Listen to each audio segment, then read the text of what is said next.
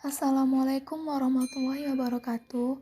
Perkenalkan, nama saya Fitriani Hasibuan dengan NIM 12080822239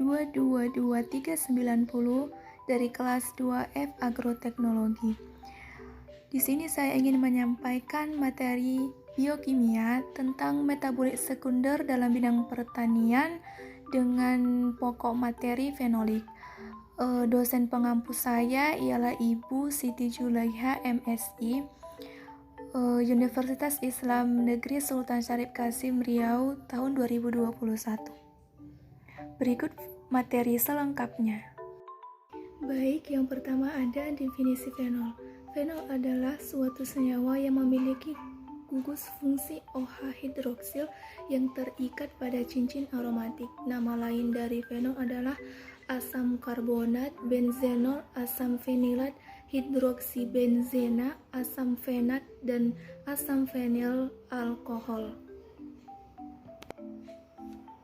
Selanjutnya ada jenis fenol beserta contohnya. Ada fenol sederhana. Senyawa dari kelompok fenol sederhana ini yaitu hasil substitusi gugus fenol dalam porsi orto, meta, dan para. Contohnya fluoroguanol, resorkinol, guaiakinol, vanili, dan dankresol. Ada fenol Selanjutnya ada fenilproponait. Senyawa fenol di alam mempunyai cincin aromatik dengan rantai samping terdiri dari 3 atom karbon. Contohnya asam sinamat, asam sinapat, antosianin, santonin, dan kumarin. Selanjutnya jenis fenol itu ada asam ferulat. Asam ferulat adalah turunan dari golongan asam hidroksi sinamat yang memiliki kelimpahan yang tinggi dalam dinding sel tanaman.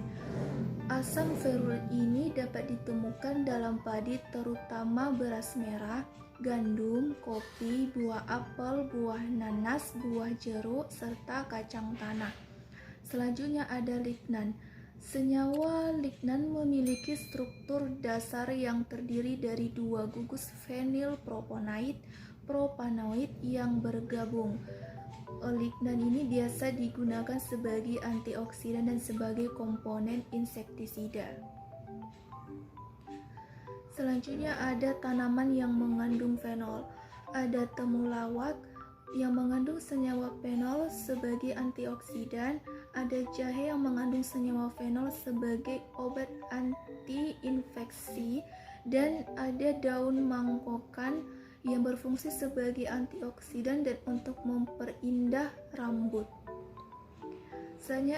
Selanjutnya ada tata nama fenol.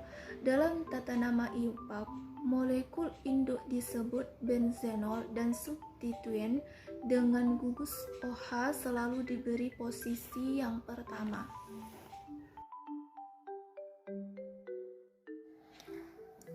Selanjutnya ada sifat kimia dan kelarutan fenol. Larutan fenol dalam air bersifat sebagai asam lemah, jadi dapat mengion dan membentuk garam fenolat. Fenol tidak dapat dioksidasi menjadi aldehid atau keton yang jumlah atom C-nya sama. Jika direaksikan dengan H2SO4, pekat tidak membentuk ester melainkan membentuk asam fenol sulfonat. Dengan HNO3 pekat dihasilkan nitrofenol atau prosentrinasi 2,4,6 trinitrofenol atau asam pikrat. Selanjutnya kelarutan fenol. Senyawa fenol polivalen larut dalam air.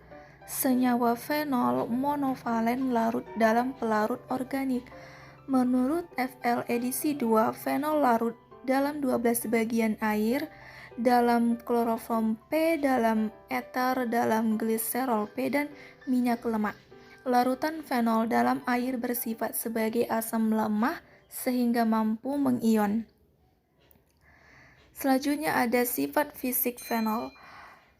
Adanya gugus hidroksil dalam fenol berarti fenol adalah seperti alkohol yang dapat membentuk ikatan hidrogen intermolekular yang kuat. Ikatan hidrogen ini menyebabkan fenol berasosiasi sehingga memiliki titik didih yang lebih tinggi dibanding hidrokarbon dengan berat molekul yang sama. Materi selanjutnya itu fenol di alam. Fenol dan senyawa sejenisnya tersebar meluas di alam. Tirosina adalah asam amino yang terdapat dalam protein. Metil salisilat didapatkan dalam wintergreen oil atau tumbuhan. Eugenol didapatkan dalam minyak cengkeh. Timol didapatkan dalam tim atau tumbuhan. Urushiol adalah blistering agan atau vesiken yang didapatkan dalam ivy tumbuhan beracun. Baik, selanjutnya ada kegunaan dan bahaya fenol. Yang pertama ada kegunaan yaitu sebagai antiseptik. Fenol merupakan komponen utama pada antiseptik dagang triklorofenol atau dikenal dengan TGP atau trikloropenol. Yang kedua, berfungsi sebagai pembuatan obat-obatan, bagian dari produksi aspirin, pembasmi rumput liar. Yang terakhir sebagai bahan pembuatan polimer plastik bakelit dan perekat polifenol, formaldehid dan bahan pembuatan cat warna. Fenol juga terdapat bahaya fenol itu bersifat toksik dan korosif, dapat mengiritasi saluran pernafasan, menimbulkan luka bakar pada kulit.